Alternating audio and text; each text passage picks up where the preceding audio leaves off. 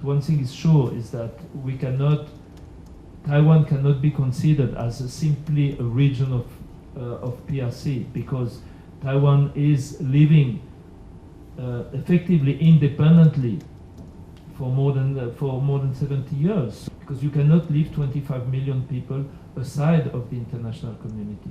I think we don't care. We will not go to Beijing for a couple of years.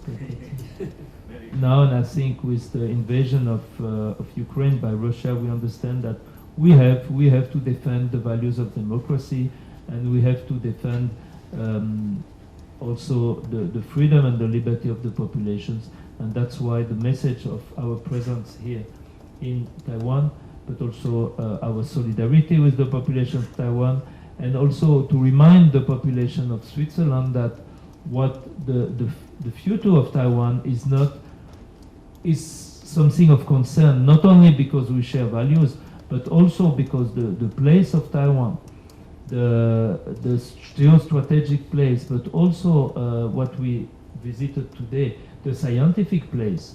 And if we think about semiconductors, we depend on them, and of course, whatever happened to Taiwan will have consequences in Switzerland. Start in time. Thank you very much for your interest in this press conference of our delegation. We are a delegation composite of 5 members of the Swiss National Council that are all members as well of the Parliamentary Friendship Group Switzerland-Taiwan. We arrived yesterday here in Taipei for our visit that will dure till Friday. I think you're all aware that we will hold 2 more press briefings during our stay here, and you're obviously welcome to join as well. We hold 3 press briefings during our visit since we realized that the media interest in our trip is quite high, and so we want to inform you firsthand about what we are doing here, what we are discussing, what we have seen, and so that you also are able to ask questions. We arrived with the goal to show our solidarity with a democracy here in the region that is under pressure. We arrived here with a message, namely that the ongoing tensions with the People's Republic of China must be resolved in dialogue and peacefully, and that everything else for Switzerland and for us as a delegation would be not acceptable. But we are also here to find ways, develop ways, learn about ways to deepen the already existing very good relations on a technical level between Switzerland and Taiwan. We want to follow up on a postulate that has been passed in the National Council 2 years ago, and that demands from the Swiss government to evaluate ways of deepening the existing cooperation in the fields of economy, of innovation, of research, and also where it is possible in politics. And we want to learn firsthand more about what is already in place and where we can deepen that existing collaboration. Since we think that Taiwan is not only a very important trading partner for Switzerland, but in the future can also become a partner in a variety of different fields. Today, as you are aware, we met with President Tsai Ing-wen for a 1.5 hour discussion on exactly these kind of topics. We were welcomed very warmly, and we are very grateful for the opportunity to also be able to speak in presence of the foreign minister and other high officials with President Tsai Ing-wen. Later on, we started our program in visiting the Hsinchu Science Park to learn more about the issue of semiconductors and about Taiwan's leading position in that field, also in all the domains that are related to this. And then we visited ITRI, Test Autonomous Vehicle Enterprise, where we were able to learn more about the leading innovation capacity Taiwan has also in that field. This as a brief introduction, and then now I will pass to my co-president, Nicolas Walder, MP. Thank you. Thank you very much, Fabian, for not the introduction, but to resume perfectly the discussions of today. Maybe to add to that, we had 1.5 hour discussion with the president. We could discuss different topics, security matters, of course, but also ways to include a bit more actively Taiwan into international discussions, and particularly international organizations also. That was a topic we raised. We will continue with that topics, of course, discussing those topics during the week, because we will have the chance to see different ministers, Minister of Culture, Minister of Health, Minister of Foreign Affairs on Thursday, Minister of National Development. We will also discuss with the Committee of Human Rights, and we will have the chance to go visit Kinmen Islands on Wednesday. Sorry, it was very important for us to visit those islands. They are very they're very nearby the PRC, but also could be a place of security risk for Taiwan, and we think that it is important also to discuss. That's an interest of Taiwanese officials, of how do we organize in Switzerland the security, how do I say it, you have the military security, but also the population security, and they are interested to have our views also on how that can be used as a good example for Taiwanese population in certain areas. And I think we are very much like-minded countries and regions, Taiwan and Switzerland, and I think we can share experiences and knowledge on different fields. But for us it is important to, as Fabian said, to reassure and to ensure the President, we did it today and we will do it with the ministers, of the shared values that we are having between Switzerland and Taiwan, and the fact that we understand now, and I think with the invasion of Ukraine by Russia, we understand that we have to defend the values of democracy, and we have to defend also the freedom and the liberty of the populations, and that's why the message of our presence here in Taiwan, but also our solidarity with the population of Taiwan, and also to remind the population of Switzerland that what the future of Taiwan is something of concern, not only because we share values, but also because the place of Taiwan, the geostrategic place, but also what we visited today, the scientific place. And if we think about semiconductors, we depend on them, and of course, whatever happened to Taiwan will have consequences in Switzerland. So it's a very important. It's very important for us to be here today. It's important for us to be here this week. I think my colleague will maybe add on that, but it's important to show that what happened in Taiwan, like what happened in Ukraine, is not without consequences on Switzerland. And it's always better to say it before anything happens, so to express our solidarity, our concern, and our will to share those values. All that through the friendship group that is one of the biggest solidarity and friendship group of the parliament. More than 50 members in our group in the Swiss parliament. That makes one of the biggest ones. And it shows really that for the Swiss parliamentarians, but also for the Swiss population, Taiwan is a very important partner and like-minded country. Thank you. And I don't know if my colleagues want to add anything. Or do we go straight to the questions? So, do not hesitate if you have questions.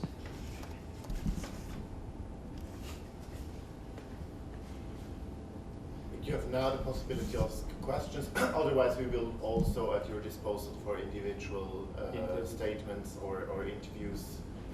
But if you all have questions that could be of concern for others, then please do not hesitate to ask them now. Yes, please. Yes, I'm Joseph from Taiwan Central News Agency. First, welcome to Taiwan. Thank you. I'm not sure if you are aware that before your visit, there is a threat on the MRT thing. And my boss asked me, we have to ask you that question. If you are aware of that threat, and what is your view on that? And also, I know that you're visiting Kingman, like you said, which is quite different from other parliamentary groups. They just stay in Taiwan most of the time. So I know the co-chair mentioned the significance of visiting Kingman. So could you somehow elaborate that, why you want to visit Kingman? Well, first of all, we are aware of the threat, but we have full confidence in the Taiwanese security forces, and we feel ourselves very comfortable and welcomed here. And like, as you might be aware, Switzerland is a country with different cultures. We don't have only rural, cities with a lot of people living there, but we have also a lot of rural regions. We are used to not only visit the capitals, but also to see the variety and all the specificities a country has to offer. And that's why we thought it is important to visit Kinmen, and of course also the security concerns that are like very manifest in Kinmen.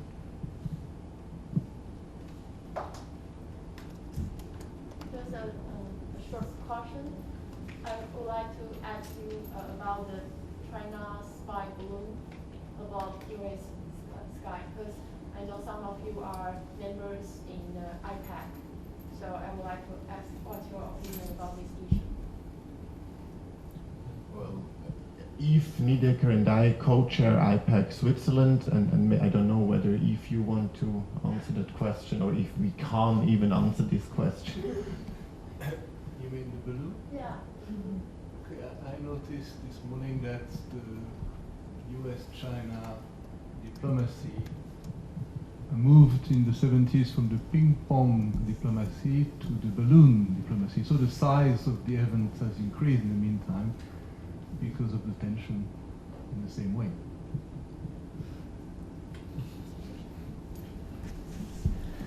Yes, please. So you said there's 50 MPs in this friendship group, but we only have 2 of the 4 parties in the government represented here. Is there a particular reason for that? There's no Mitte and no FDP. No, we have 3 political parties here. Yes, but 2 of the 4 in national government. Why? Nobody from Mitte or FDP. You should ask them themselves. But your colleagues in the parliamentary group, how did the 5 people come together? Like, we were looking we in a survey who wants to participate in this trip, and then it was also obviously a question, like, it was planned long before we are here now, but due to the pandemic it was not possible to realize this visit, and then it was obviously also a question about timing, like, who was able to liberate him or herself for 1 week to come over to Taiwan, but like, I cannot comment on individual explanations or reasons why people are not here. I can just only speak for those who are here. There is just remember that contrary to number of parliaments, we don't have a budget for that. So we are paying for the travel, we are paying, and it's taken on our free time.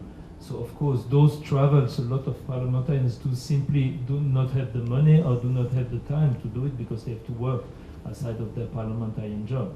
So that makes the specificity of Switzerland, and that's maybe why it's already a lot to have 5 people moving and taking 1 week of the free time to show solidarity, but a lot of parliamentarians cannot. And also you still have commissions, and a lot of people have work to do in Bern during this week. So it's not so easy to do those kind of private study field trip. Yeah, so I'm here filming for SRF and Dreisat, and my Swiss colleagues told me they did have the impression that there was quite a bit of back and forth until this trip finally came together, and there were some of your colleagues who were supposed to be on the delegation, but then for several reasons they could not come. So what is it that made this trip to Taiwan maybe especially sensitive? Well, I can try to answer first to complete. Well, everybody knows why it is sensitive, because you have always the reaction of the People's Republic of China to trips, maybe because they do not understand the difference between parliamentarian private field trip and diplomatic trips or foreign ministry trips. But at the end of the day, I mean, we planned as Fabian Molina said, we planned the trip for 3 years. And since the beginning, we wanted to come, but due to the pandemic, we couldn't fix it. There was a discussion to have that trip last autumn. Personally, I could not attend it, and so I don't know until where went the discussions. But there was a discussion for October, I think. But that's it. We discussed to have a trip in February, and that's true that certain people were interested, and at the end of the day didn't come because for different reasons they could not. But we never hesitated to come. But of course, if there had been a very, very, very tense moment, we would have cancelled it in order not to put oil on the fire. I mean, it's not or fuel on the fire. It's not our goal. But I think it's Taiwan to know, the authorities of Taiwan to know whether it's a good timing for us to come or not. It's not us to decide whether it could create a problem for Taiwanese authorities. They welcomed us very warmly, and they give us a lot of time this week. They seem very happy to deepen relations with Switzerland. I think it's our role. And if somebody is not happy with that, then boo-hoo. Yes. So what kind of reactions did you get from China? And if you compare it to other trips abroad, is this usual? There is higher media interest, but we did not receive any reaction. Do you expect one by Friday, before Friday? Still a few days to go. Like, we are here to promote dialogue, to promote deeper understanding between peoples, and if someone is against this, they should react. But I feel that it is absolutely constructive, and in the way of how Switzerland does its foreign policy, what we are doing here.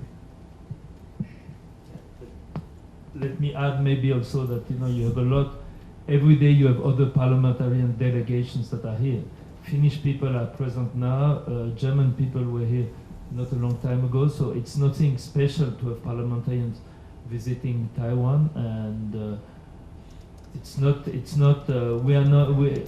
the idea is not to provoke China. The idea is to show friendship to Taiwan, and that's very important to repeat. And I think also the Chinese government in Beijing has maybe more to do with the balloons over United States than with our delegation showing friendship to Taiwan. Just one word. I have come to Taiwan already years ago as a parliamentarian. Nobody scolded me for that so far. Yes. I'm sure you're aware that the political scene here is deeply divided in two main camps. Are you meeting anybody of the other political camp, the so-called blue camp? We were receiving a delegation from the Legislative Yuan in Switzerland last summer, a parliamentary delegation composed of different political parties, and we will meet them during our trip again, obviously, because we think that the interparliamentary dialogue is something that is very important. The parliamentarians have a different role in democracy to play in foreign policy. They have an important role in foreign policy to play, since they also represent the people, but they have sometimes more liberty also to discuss in a greater openness certain topics, and yes, that's why we think it is important to discuss with everyone. So you're meeting representatives of the KMT also? Yes, we are meeting the parliamentarians from all the parties that are present in the parliament.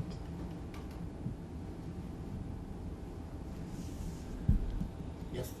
For those not so familiar with the Swiss foreign policy, could you summarize your country's Taiwan policy and why your government cannot establish official or political relations, not to speak of diplomatic relations? Like, I will not lecture you on the situation in Taiwan. I just, as you are aware, Taiwan is not recognized by most countries in this world as a sovereign state, and that means that most countries, included Switzerland, does not have established diplomatic relations with Taiwan. This is the One China doctrine that is followed also by our government, and we are not here to undermine the Swiss One China policy, but we are here to find pragmatic ways to collaborate with a democracy that shares important values like the rule of law, like human rights. We are here to establish relations in a variety of fields where we already are collaborating and where we think there is potential for more. Yes. Different countries have different One China policies. For example, the US also has a One China policy, but they send ministers here, cabinet members. Would that be something that you would also like to work forward to make this possible with Switzerland, maybe?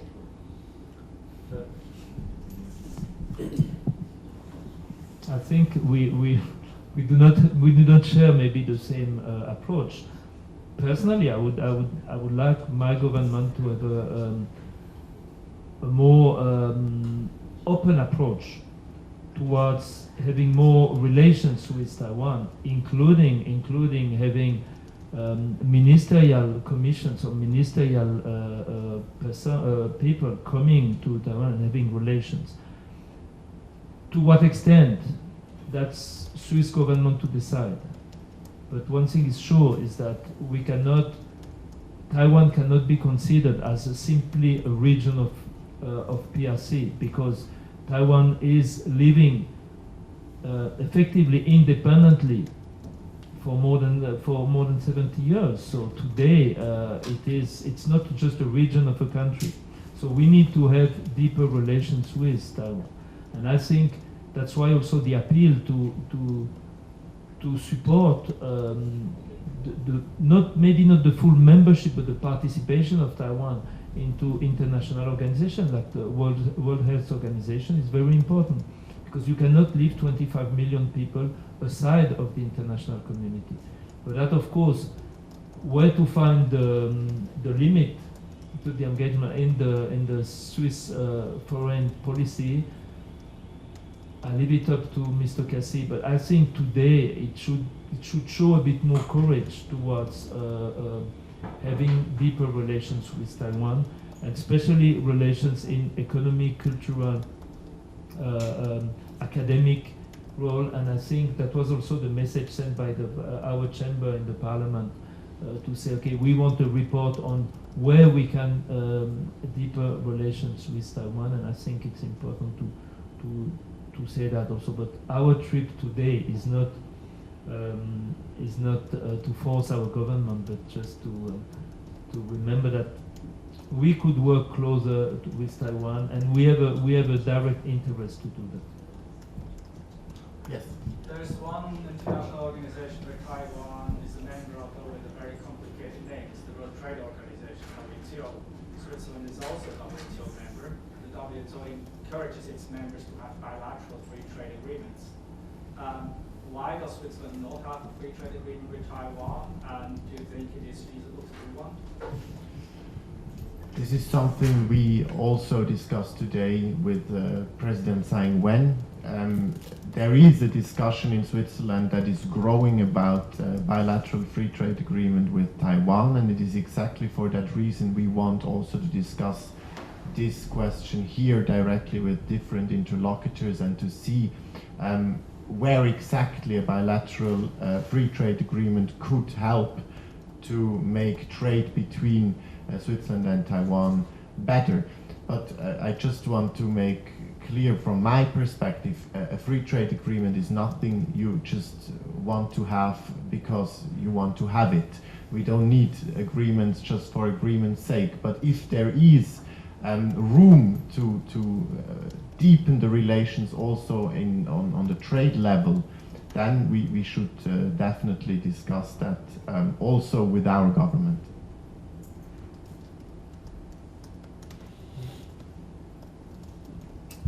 Yes. I'm sorry. No. Can I ask one? Because I just want to double check because you mentioned about, you were asked about if China have objection about your visit.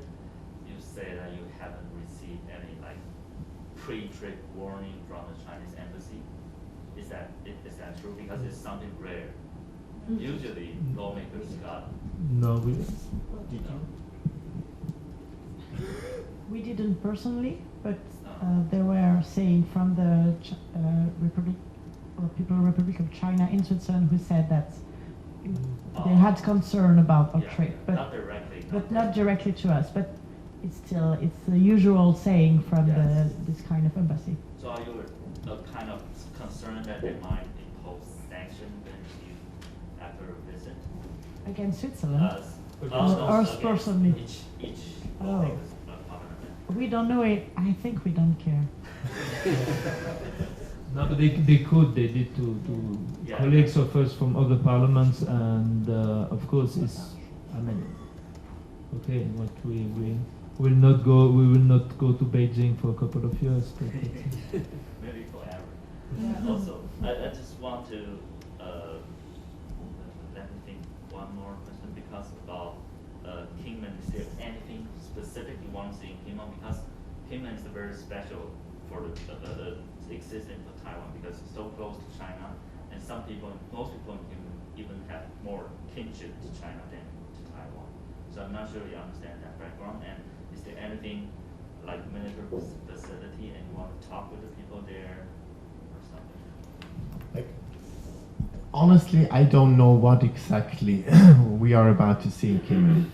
But I had once a discussion with actually a member of parliament of the Legislative Yuan that was from Kingman that told me,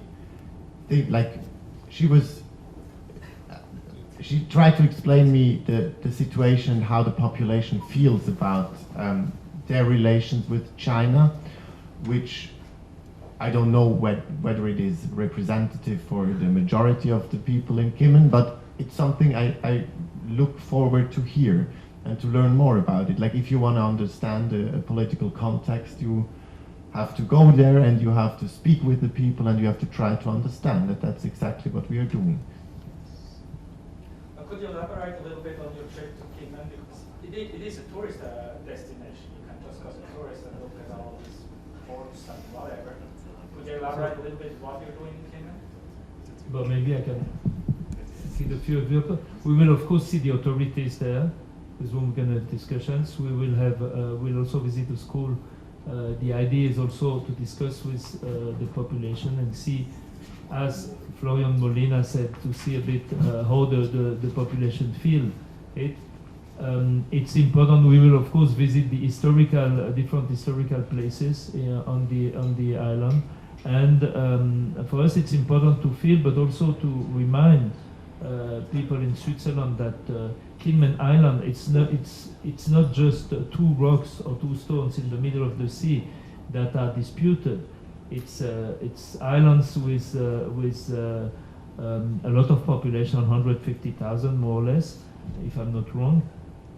And to remember that, okay, people are living there, and we have, as Fabian Molina said, we have to feel how the people live that situation, because everybody knows that those 2 islands are the most at risk in case of attack from Beijing. So this is also, yeah, to know how people fear, if they fear it, and how do they live that situation, and how do they on a daily basis, how do they live that? So I think it's important for us to go on the island, but it's not a tourist destination for us, because we will go in the morning, come back in the evening, so no time for the beach.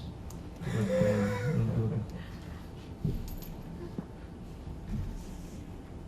okay. Then I would say thank you very much for your interest, for your interesting and challenging questions, and now we are open to discuss bilaterally with you, and we hope to see you again this week. Thank you very much. Have a wonderful evening. Thank you. Thank you.